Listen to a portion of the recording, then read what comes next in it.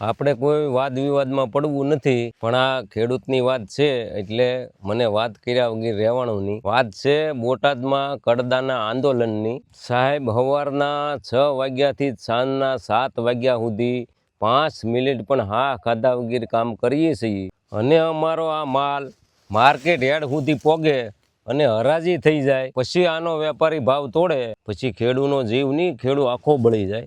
અને આની આ સિંગ 10 થી 12 વર્ષ પહેલાં 25 મણ સિંગ તમે લઈને જતા ને એટલે 10 ગ્રામ સોનું આવતું. અત્યારે આની આ સિંગ 150 મણ લઈને જાવ ને તોય 10 ગ્રામ સોનું નથી આવતું. આની આ સિંગ 15 વર્ષ પહેલાં મેં ભાઈ 1150 વેચી હતી ને તઈએ ડીએપી ખાતર લીધે હતું 475માં.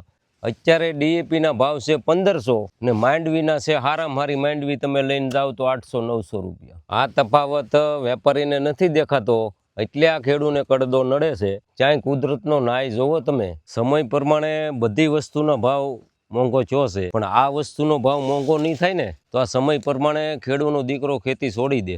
એટલે આ કડદાની વાતમાં ખેડૂતો નાય માગ્યો તો ઉપર જતા ખેડૂત માથે અન્યાય થયો. મિત્રો, દહકો હવનો 10 વર્ષ હોય એટલે દહકો ભાંગવાનો સમય આવી ગયો છે હવે, એટલે આમાં તમે સમજી જાજો.